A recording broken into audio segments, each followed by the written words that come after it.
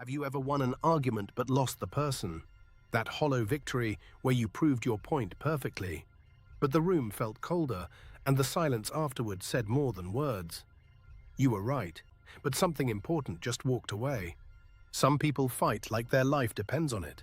Every conversation becomes a courtroom. Every disagreement turns into a war they must win. They'll twist facts, raise their voice, deflect and redirect. Anything to avoid those three impossible words: I was wrong. This isn't really about the argument. It never was. Beneath every desperate need to win lies something deeper. A wound that never healed, an identity built on never being wrong. A child who learned that mistakes meant danger. When you're always right, you're always alone. People stop sharing their thoughts with you. They smile and nod, but they've already left. You've built a fortress of correctness, and you're the only one inside. The ego treats every disagreement as a threat, not to your opinion, but to your entire self. If I'm wrong about this, maybe I'm wrong about everything. If I admit this mistake, maybe I'm the mistake. So the mind becomes a lawyer. It builds elaborate defenses for positions you stopped believing yesterday. It finds exceptions to every rule. It reframes, redefines, rewrites history, all to protect something that doesn't need protecting. There's a pattern here. The louder someone argues, the quieter they feel inside. The more aggressively they defend their rightness, the more terrified they are of being seen, really seen, without the armor of always knowing best. Watch what happens when they start losing ground. The conversation shifts. Suddenly, it's about something else entirely. A past mistake you made, your tone, your credentials, anything but the actual point. Because the point stopped mattering long ago. This is called deflection. When the argument can't be won fairly, change the battlefield, redirect attention, make it about the other person's flaws. It's not a conscious strategy, it's a survival instinct learned young. Some learned it from parents who never apologized, where authority meant never being questioned, where admitting fault was weakness, so they absorbed a dangerous lesson. Being wrong means being worthless. Others learned it from being wrong too many times, from having their mistakes weaponized against them. So they built walls, made themselves bulletproof, decided they'd never give anyone that ammunition again. But here's the trap. The more you need to win arguments, the more you lose yourself. You stop believing your own words. You're just performing certainty, defending positions because you started defending them, not because they're true. There's a technique they use without knowing they use it. It's called moving the goalposts. You prove them wrong, so they change what they meant. That wasn't the real point. You misunderstood. The target keeps moving. Or they'll use false equivalence. Compare your small mistake to their big one. Make everything equal, so nothing matters. You were 5 minutes late once, so they can skip your birthday. The scales never balance. Sometimes they'll overwhelm you with volume. Not volume of sound, but volume of arguments. 10 weak points fired rapidly. By the time you address one, they're 3 topics ahead. Exhaustion becomes their strategy. This is the Gish Gallop, named after a debater who perfected it. Flood the conversation with so many claims that refuting them all becomes impossible. It looks like knowledge. It's actually a smokescreen. Then there's the personal attack. When logic fails, make it about character. You're too sensitive. You're too emotional. You always do this. Suddenly you're defending yourself instead of your point, and they've escaped again. Ad hominem. Attack the person, not the argument. It's the oldest trick in the book. But it works because we're human. We feel the sting. We forget what we were even talking about. Watch how they use your emotions against you.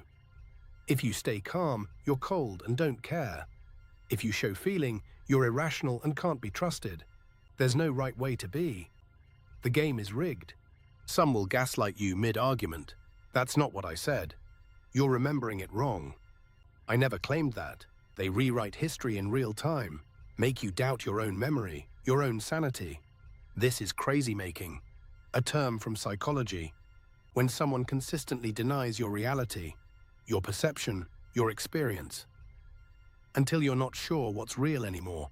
It's not an argument technique. It's emotional abuse. But let's go deeper. Why do they need this so badly? What's the wound underneath? Often it's shame, deep, old shame that can't be spoken. If I'm wrong, that shame is confirmed. I am what I feared. Shame says, I am bad. Not I did something bad, I am the bad thing. So every mistake becomes proof. Every error confirms the core belief. Better to never be wrong.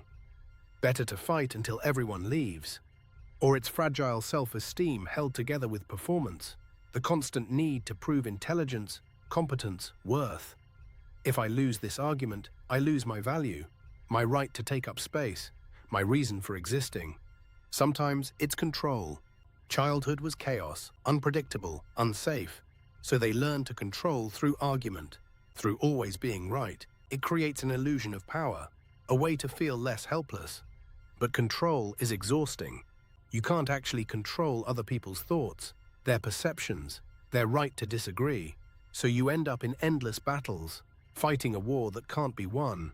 Here's what they don't realize. Every argument they win makes them smaller, not larger. Each person who walks away takes a piece of truth with them, the truth they couldn't hear, the growth they refused. You can't grow while defending yourself. Growth requires openness, vulnerability, the willingness to be wrong, to say I didn't know that, to admit I hurt you, to change your mind with new information. But if you've built your identity on never being wrong, if your safety depends on always winning, then growth becomes the enemy. Change feels like death, and you stay frozen. Right, but frozen. The tragedy is this. The people who need to win every argument are usually smart. Articulate, quick thinking, they could have been great conversationalists, great learners. Instead, they became great defenders of walls nobody's attacking. So what do you do when you're arguing with someone like this? First, recognize you can't win. Not because you're wrong. Because winning isn't the point. They're not fighting you, they're fighting themselves. You can choose not to play. That's not giving up. That's wisdom. Some battles aren't worth fighting because the other person isn't actually there. They're somewhere in their past, defending against ghosts. You can set boundaries. I'm not discussing this anymore. We're going in circles. I hear that you disagree. Boundaries aren't mean. They're necessary. They protect both of you from the pointless loop. You can offer compassion without agreement. I see this matters to you, without saying you're right. Sometimes people just need to be heard, not validated in their wrongness, just heard in their humanness. But you cannot fix them. You cannot logic someone out of an emotional position. You cannot argue someone into self-awareness. That's not how humans work. Insight comes from within, or not at all. And if you're the person who always needs to win, if you recognized yourself in this video, that recognition is everything. That's the crack where light gets in. The first moment of seeing yourself clearly. You can learn a different way. Not overnight, not easily, but you can learn that being wrong doesn't make you worthless. It makes you human. It makes you real. It makes you someone people want to be around. You can practice saying, I don't know. Those 3 words that feel like falling. At first they're terrifying, then they become honest. Then they become powerful, because they're true. You can try I was wrong. Even harder words, especially if you've never said them. But watch what happens. The world doesn't end. People don't attack. Often they soften. They come closer. They trust you more. You can learn that your worth isn't in your rightness. It's in your humanity. Your capacity to grow, to change, to admit you're still learning. That's not weakness. That's the strongest thing you can be. The people worth keeping won't love you more for never being wrong. They'll love you for being real, for being willing to say, I'm sorry. I didn't see it that way. Thank you for showing me. Real connection can't happen through a wall of rightness. It requires an opening, a place where you're not defended, where you're not performing, where you're just you, imperfect and present. So maybe the question isn't how to win every argument. Maybe it's why do I need to? What am I protecting?